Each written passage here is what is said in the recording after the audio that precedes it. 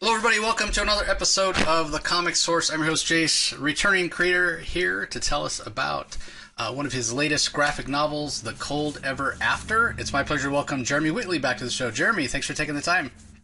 Oh, thanks for having me. So, last time we had you on to talk about an original graphic novel, remind me, I'm blanking on the name. I think it was probably Navigating with You. That's what it was. Navigating with you. Yeah. Yeah. I wanted to bring that up, and everybody, if you haven't had a chance to check out that episode, highly encourage you to go check it out. Definitely check out the book. It's amazing, and that's why I wanted to bring it up before we get into the book we're going to talk about today, because I see that it's on some of quite a few kind of best graphic novels of 2024. So congrats, man! Oh, thank you. It's getting some attention and some well deserved accolades, and yeah, that's fantastic. Yeah, specifically, just this, I guess last week was put on the School Library Journal's Best of Yeah. 2024 graphic novels. So, like, that's certainly a big deal for us because, in libraries and schools is somewhere that we really want to be. So, yeah, having them recognize us is awesome. Yeah, and again, well deserved. But Thank you. today we're here to talk about The Cold Ever After, which is this really interesting and much more layered and complex story than I had originally thought. It's fantasy, but it's romance, it's queer romance. There's some supernatural aspects to it and what have you. So it was really fun. Thanks for letting me check it out. Why don't you give the elevator pitch and let our audience know what the story's about? Yeah, I pitch it to people as sort of an Arthurian noir. It's like sort of that mix of, um, Arthurian fantasy, so, knights and queens and kings and all that stuff, and quests, sort of mixed with this uh, detective sort of thing with, the investigation and a little bit of backstabbing and a little bit of court sabotage. Basically, it's about this woman Noelani, who is the who was, I guess, the knight, the champion of this kingdom, whose job was to protect the king and queen. But of course, she fell in love with the queen and had an illicit affair, which eventually got exposed, and she got the boot. Basically, she got sent back to the island she was from. Hasn't seen or heard the queen from the queen since then. And then, just 10 years later, out of the blue, the queen shows up on the island, demands she sort of come back into service, and says, the princess is missing. You're the only person I trust to find her. You helped me raise her, so I'm pulling you back into uh, all this stuff around the court, all this backstabbing and intrigue, and all of this stuff that she is, more than happy to have escaped when she got exiled. Yeah, that's one of the things that's really interesting because it's one of the themes that is definitely explored in the book. This idea of duty versus, and duty to family or duty to your, kingdom if you're royalty or what have you, duty to your subjects and people and what have you. Um, and this idea of kind of almost a duty to yourself, like of what do you owe the people that you love, that you care about the most, kind of devotion to real family as opposed to or even found family as opposed to, kind of that typical royal, this is my duty, the whole royal we and what have you. Yeah. And I found that to really be at the heart of the story, which you don't realize until maybe about two-thirds, or I didn't anyway, until about two-thirds. It's certainly mentioned, but about two-thirds of the way through, it really kind of hits hard. Is that something that was purposeful, that you wanted to explore? Was it there from the beginning, or was it an idea that kind of grew organically in importance as the story developed? Yeah, I think it's largely about this pull between um, love and family and connection, and also this pull on the other side from duty and religion and all these sort of systems that people get pulled into, even, in Noah Lonnie's case, very early on, but I think in all of our cases when it comes to, things like race and religion and things like that, you get pulled in pretty early, and you know, having to make that decision of like which is most important to you, like where is the line, um, and when the chips are down, what side are you on? Would you rather, take whatever benefits you get from the social and society and all that, or would you give all that up for, you know, love?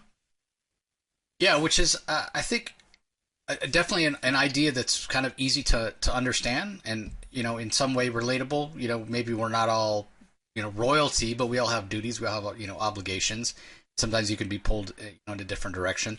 Um, but in terms of it being relatable for younger readers who maybe haven't, experienced that, and then the idea of setting it in a fantasy story, because I know a lot of your books, are aimed at younger readers, or at least are accessible to all ages. So do you think that's an important conversation or important concept to introduce to readers, kind of earlier than later, if you will? Yeah, I absolutely do. I think maybe this book might not be the one to introduce younger readers to things Right. necessarily, because this Right. is this is the one on my table that I occasionally have to like caution parents. I tell them, it's got a lot of guts and butts in it. Right. Like Yeah. it's there's nudity, but there's also some intense violence in this book, um, which I wanted to make sure to thank you to contrast both those things and. To have this, opportunity to play in this. I think this is what's been a very popular world of sort of, I don't know, messy fantasy. Since Right. Yeah. I think since Game of Thrones became popular, I think there's a lot of people that are sort of racing towards the most intense and most severe, and I think leaving behind some of the, uh, maybe more romantic or fantasy elements. And I wanted to sort of keep that love and romance at the center of it, while still really both giving us like what is a dark fantasy world, but also a world in which the fantasy creatures we see are truly like the creatures of a horror story. The we do meet a dragon at one point in this story, and Yeah. it is not friendly, and it is what I'd like to see more honestly in horror is dragons and these creatures as being like truly horrifying. Yeah, the dragon, he's not there to mess around at all. He doesn't, No. there's none of this. Oh, will he? Won't he? I mean, he just goes for it. Which was also interesting. One of the other things that struck me about kind of the story structure. You mentioned it being kind of a noir, and there's definitely a mystery that unfolds. This champion comes back. She's trying to put the clues together and find out where the princess has disappeared to. But once we get to that final act, things really, in terms of pacing and in terms of how fast things develop and how fast things go wrong, for a better lack of a better way to put it, and the build up, and then the betrayals that we're sort of used to with kind of the backstabbing of court life and all that sort of thing. So again, was that purposeful? Was that something? Hey, I'm gonna build slowly, but then when I get to that third act, it's really gonna pick up the pace and move along pretty quickly. Was that intentional? Yeah, I think with that third act, I was building toward a lot of things, and that I wanted it to be something that did pick up, and that we had a lot of there's a lot of death, there's a lot of stabbing Yeah. in that third act, but also especially that like it is a story in which there's a lot of rage. I think both on and behind the page, and that it is. Um, I feel like there's a lot of these stories, both fantasy stories and stories for queer readers with the queer protagonists, in which uh, there's all these horrible things happening, and then the protagonist is discouraged from doing anything, even like remotely violent or taking any sort of vengeance or uh, anything like that. And this book is, I think, is not one of those books. It is a book where that rage is treated seriously, and where those characters aren't told that they have to just let themselves be abused. They in some cases get an opportunity to change things and take decisive action, let's say. Yeah, they don't mess around when they're doing it too. Really awesome. Talk a little bit about your artist that you teamed up with, because that's the other part of this. It's a very clean art style, and there's some aspects of the story I think that wouldn't work as well if it wasn't for the style of art. Because again, there some of these are some pretty heavy topics, but the cleanliness of the art, I think, kind of helps keep the story moving. You don't get kind of bogged down. You know, if he had gone with somebody that was, the colors were darker and everything was sort of, gritty and visceral, it could feel a little, that whole trope of, everything's dark and everything's terrible and what have you. And that's not the feel at all that Megan brings to it. Yeah, Megan Huang, who's my artist on this, she's amazing. My initial desire to go with her on this project was because I love her style. She'd done a single issue of Princeless stuff with me at one point, and this was just like I love the way she draws action. Like her action is so fluid, it's so clear, and can be so guttural when it needs to be. And I think the first thing we really tackled is sort of that opening fight scene in the bar, where Noelani's sort of getting involuntarily pulled back into this, and I really wanted like I wanted an action scene with this character who is a grizzled uh you know woman who's got to be in her late 40s or 50s at this point. So like you wouldn't necessarily think, oh, this is the woman who's going to absolutely wreck everybody, but like she's doing it without with weapons that are several classes down from the people she's fighting. She's beating the crap out of people with her fists while they're trying to stab her. And so like I really wanted to get that feel of that visceral action both here and later in the story. And Megan really like does an incredible job with with the action and sort of coordinating all that and making it like really sing and make sense on the page. Because I think if you're trying to tell a comic story with a lot of action in it, the worst thing that can happen is for like the audience to lose track of exactly what it is that's happening on the page. Because there's so much storytelling that goes into good action in a story, and I think it really carries through from what I had in mind to what Megan puts down on the page. Yeah, and there's a lot of really strong female characters here, and I love the diversity of body types. That I know that's important to you as well. That they don't all look like carbon copies, and I appreciate that as well. Because yes, it is a fantasy story, and it does get. I wouldn't say fanciful. It's not that type of a fantasy story, but there are dragons, there are spells and magic and that sort of thing. But in a way, there's some realism there with all these different sort of ethnicities and body types and what have you. And so I think that's important as well to you, right? Yeah, absolutely. I wanted to build this sort of fantasy world that it is sort of, I guess it's low fantasy in that there's not like elves and dwarves and Right. Everybody that's in it is human. They live a normal human length life. They live in castles. They are sort of in that world of sort of grounded medieval Europe, except for that there are dragons and and things like that. But I also wanted to make sure that this castle, this country that we're in for most of it, Patria Lupi, is actually like it sort of addresses the empirical, I think, nature of being in medieval Europe as well, and that like you have these characters who have all been pulled in from these other kingdoms that this country has taken over. So you have a diverse cast, but especially in like Noelani's case, like she is an islander and she's from this nation that got basically taken over by this country, and you see sort of in bits of her backstory, people of her religion and her world being sort of dragged through the streets by these priests and forcibly converted, and she's gets sort of drafted into the army from a very young age, and like I wanted to sort of reflect that aspect of what we often throw into sort of this real world, while really addressing how you would get this diverse of a cast of characters, and then how I guess in a lot of cases was really the case in places like Spain and Italy and Greece.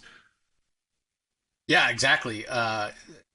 Again, people, traveling around and, the way trade worked and what have you, it wasn't like you could be in one place one day and, all the way, somewhere far away, all the way across Yeah. Europe and the next.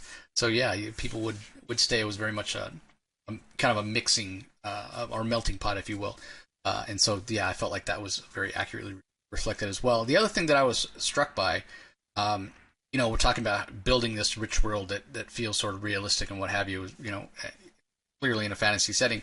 But the other idea is it is such a rich world that you and Megan have created. Like, I'm already thinking, and you did leave it a little open at the end to tell more stories, but not even necessarily stories of Olani or Queen Isadora, prequel, what kind of, but really you could go in any direction. I mean, there's other lands in this world that are kind of mentioned and what have you. So, any plans to return to this world in some way? Nothing on the board right now, but it's definitely something we'd love to do. It's something that we're trying to get the word out more about this book and help it find its footing in a bigger audience. And I think it's definitely a thing that if there was enough of an audience out there and a demand for more, we would love to do more stuff in this world. And I have, as you said, I have stuff both with some of these characters that I'd like to do, and I'd love to just sort of expand that world out a little more and do some other fun things with it. Yeah, well, you mentioned Princeless earlier, which is kind of the first project that really put your name out there, which is, fantasy as well, but in a completely different way than this. But I mean, not to date ourselves here, but that did, the first volume of Princeless did come out quite a while ago. I think some of those early readers may be, you mentioned this is not for young readers, but some of those earliest readers on Princeless are probably old enough to read this and appreciate this as well. Have you had anybody that you discovered your work through Princeless that has now read this and given you their reaction to it at all? I haven't gotten many reactions yet. I know some of them have picked it up and bought it, especially from me at conventions over the last year or so while I've been running around with it. It's really interesting to me because I think that you're onto something, and that I've had a couple occasions in the last year or two being at conventions where I'll have some Princeless stuff with me on the table, or I'll mention Princeless to somebody, and they're like, "Oh, I really loved that when I was a kid." And Yeah. I'm talking to lots of full-grown adult women Yeah. with jobs and mortgages and stuff like that are like, "Oh yeah, I loved Princeless when I was a kid." And that's wild to me. That's still pretty new because yeah, Princeless it's one of those things that I think about it and I'm like, well, it's only been uh, I think 13 years at this point. But if somebody was 10 when they were reading that first volume, then they'd be 23 now, Yeah. which is truly wild. Yeah. So if you're one of these people that, you read Princeless when you were 10, 13, right in that kind of age, yeah, you're 23 to 26 now, you're going to love this one. This is right up your alley, again, because it's such a fantastic story. And again, so many layers, such a complex story. But one of the things that I love, and probably my favorite thing about it, Jeremy, is these are layered characters. And that's, again, part of what makes it real. Nobody's just one thing or another. You understand their motivations. You might not always agree with the choices they make ultimately. And some of the characters, their journey takes them in a way that you wouldn't necessarily expect. But it's that complication. It's that the choices they make and why they make them, what have you, that make them feel real. And I think that's what really grounds the book. So I think just fantastic characterization throughout. So last question as we're winding down here. When it comes to that characterization, especially for Queen Isadora and for Noelani, because they're the two that really, I mean, they kind of go on this roller coaster ride. Sometimes they're, a little bit softer. Sometimes they're a little bit harsher. Was that something that was developed, again, early on with those characters? That they were going to be so kind of up and down, kind of this roller coaster of emotions? Or again, was it something as the story developed, you realized, hey, they're really going to have their ups and downs? I think it was certainly a little bit of both because I definitely had in mind at the beginning that it was going to be up and down. I mean, Noelani, I think from the very beginning is much more dependent on Isadora than Isadora ever is on Right. her. You know, Yep. she's Isadora is often sort of using Noelani as a tool to get what she needs, because you know she is rarely armed, but never helpless. Right. Isadora, and Yeah. that's something that I really wanted to get across with her is that she is easily as dangerous as anybody else in this story, but you know Noelani has this sort of soft spot for her that she can't just let her be in trouble in danger. She can't abandon her. And so it's I don't know. It is really, I think, interesting and complicated in a way that, I think we were talking about navigating with you, and that is such a like straightforward romance story where, to some extent everything turns out well. Everybody is generally pretty good to each other. The good guys get together and all that stuff. And this is much more, I think, complicated of a relationship, a much more who knows what things would be like if there wasn't all this stuff in the way between religion and kingdoms and duty and all this other stuff, but that is there, and it makes it really messy for both of them and for the whole kingdom by the end of it. Oh yeah, yeah. Messy's a good word. Messy romance. That's really a good way to put it, because as the reader, we're can't help but root for Noelani. I mean, she's such a interesting character, and she even mentioned, she says it herself. She wears her heart on her sleeve, and so you can really understand where she's coming from. And you see her sort of not. You wish that Isadora was treating her better, because you kind of get this idea that Noelani's a little too close to it, right? She can't be objective because her feelings are so strong. And I think that can be true maybe for some of us in our own relationships that we've had, or we know other people. And so again, that's where that realism comes in. And yeah, I think you just did a fantastic job. Well, thank you. Yeah, I think it was even one of those things as I was writing it myself. I'm like, is it even that Isadora was ever that nice to Right. her, or is it just that like Noelani, was raised to fight people? Like she's never really been shown affection. The people who raised her beat her up as part of her training, and Isadora is the first person that like treated her like a person. And it's when you get something you're not used to having, it's hard to see through it in her case. Yeah, especially if that you have that. Well, this is the first time I've ever felt anything like this, and yeah, you just have that attachment that sometimes you can't let go. So. Yeah. Well, it's a fantastic book. Thank you so much for letting me check it out and for coming on and chatting about it. If somebody wants to order it, do you have a specific place that you would recommend? Where's the best place for people to go and find it? Yeah, I would go through the website for Titan Comics. They're the ones who publish it. They're doing a big holiday sale right now. So my book, along with a lot of the other books on there, are on sale for, I believe it's between 10 and 20% off, depending on the book.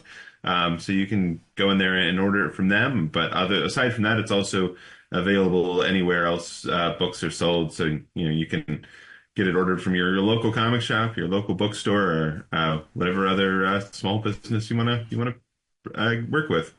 Great. I'll put a link to the Titan website in the show notes, everybody, so you can go order there, so you can get your discount if you're having trouble finding it.